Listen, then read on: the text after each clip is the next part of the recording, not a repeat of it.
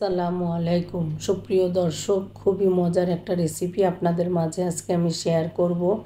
এর জন্য আমি এখানে 800 গ্রাম ওজনের একটা ইলিশ মাছ নিয়েছি। ইলিশ মাছটাকে আমি কেটে ধুয়ে পরিষ্কার করে এখানে আমি টুকরোগুলো নিয়েছি, মাথা লেজটা বাদ দিয়ে। এবার লবণ হলুদ মাখিয়ে একটু ঝালের গুঁড়ো দিয়ে ভালোভাবে এপিটোপিট করে মশলাটাকে মাখিয়ে আমি রেখে দিব কিছু সময়ের জন্যে। অন্য একটা চুলায় আমি একটা পাত্র বসিয়ে এখানে 1 কাপ পরিমাণ সরিষার তেল দিয়ে দিব। আমি পুরো রান্নাটাই আজকে সরিষার তেলে করব আর খুবই হালকা মশলায়। এখানে আমি দিয়ে দিব তেজপাতা, দারচিনি, লবঙ্গ, এলাচ দিয়ে মশলাটা যখন একটু ঘ্রাণ ছড়াবে এই পর্যায়ে আমি একটু নাড়াচাড়া করে এখানে দিয়ে দিব আমি আগে থেকে চিনি গুঁড়া চাল ধুয়ে রেখেছি। এটা তার আগে আমি এখানে 1 কাপ পরিমাণ পেঁয়াজ দিয়ে দিলাম। পেঁয়াজটা দিয়ে একটু নাড়াচাড়া করে পেঁয়াজটা যখন নরম হয়ে আসলো এই পর্যায়ে আমি আগে থেকে ধুয়ে রাখা চালটা এখানে দিয়ে দিলাম।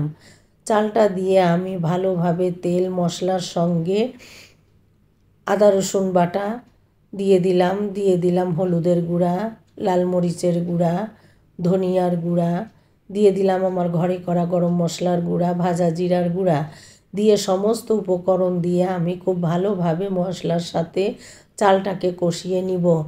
একটু সময় নিয়ে চালটাকে কষাতে হবে। কষিয়ে নিয়ে এখানে 2টো আলু আমি লবণ হলুদ দিয়ে লাল করে রেখেছিলাম, এই আলুটা এখানে দিয়ে দিলাম। আলুটা কিন্তু আমার পরিবারের সবাই অনেক বেশি পছন্দ করে, তাই আমি এখানে আলুটা ব্যবহার করেছি, আপনারা চাইলে বাদ দিতে পারেন। এবার আমি এখানে দিয়ে দিলাম স্বাদ মতো লবণ। লবণ দিয়ে আমি আরও কিছু সময় ভালোভাবে সব উপকরণ দিয়ে চালটা কষিয়ে নিয়েছি। চালটা কষিয়ে নিয়ে এখানে আমি 4 কাপ পরিমাণ চাল নিয়েছি। 4 কাপ পরিমাণ চালের জন্য এখানে আমি 8 কাপ পরিমাণ পানি ব্যবহার করব। অবশ্যই পানিটা ফুটানো পানি নিতে হবে। এখানে আমি ফুটানো গরম পানি নিয়েছি। নিয়ে আমি এই কাপের মাপে আমি 8 কাপ পরিমাণ ফুটানো গরম পানি দিয়ে ভালোভাবে পানির সাথে চালটাকে নাড়াচাড়া করে ঢাকনা দিয়ে অপেক্ষা করছি আমার রান্নাটা হয়ে আসা পর্যন্ত।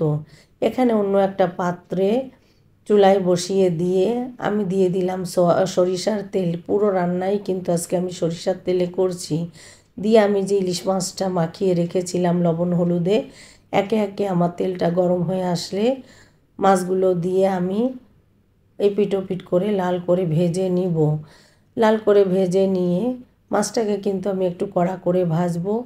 মাছটাকে এপিটোপিট করে লাল লাল করে ভেজে নিয়ে একটু কাঁচা ঝাল পেঁয়াজ, হলুদের গুঁড়া, লবণ দিয়ে একটু পেঁয়াজ লাল করে মাছগুলো দিয়ে এপিটোপিট করে কিন্তু আমার রান্নাটা শেষ হয়ে যাবে। এর মাঝে আমি কিন্তু তেহারিটা ঢাকনা তুলে কয়েকবার নাড়াচাড়া করে নিচে একটা তাওয়া দিয়ে আমি তেহারিটা রান্না শেষ করেছি। আমার এখানে ইলিশ মাছের তেল, পেঁয়াজ বেরেস্তা কিছুটা আমি তেহারির উপর থেকে দিয়ে দিলাম। এতে তেহারি বা খিচুড়ি যাই বলেন না কেন এর ঘ্রাণটা কিন্তু অনেক সুন্দর আসে। খিচুড়ি বলা যাবে না কারণ আমি এখানে কোনো ডাল ব্যবহার করিনি। আপনারাই বলতে পারেন এটার নাম আমি কি দিব, ইলিশ তেহারি নাকি খিচুড়ি, আপনারাই কমেন্টে জানাবেন। এভাবে রান্না করে খেয়ে দেখবেন। এর সাথে কিন্তু আমি একটু গরুর গোশ ভুনা করেছিলাম, অসাধারণ হয়েছিল খেতে। বৃষ্টির দিনে এরকম রেসিপি থাকলে আপনার কিন্তু গোশটা আর লাগে না। আমার কিন্তু এই ইলিশ মাছ দিয়েই কিন্তু পুরো 1 প্লেট তেহারি বা খিচুড়ি যাই বলেন না কেন আমার পুরোটাই খাওয়া শেষ হয়ে গেছে। অসম্ভব সুস্বাদু ও মজার। আপনারা আমার এই রেসিপিতে রান্না করে খেয়ে দেখবেন। ভালো লাগলে লাইক কমেন্ট শেয়ার করবেন।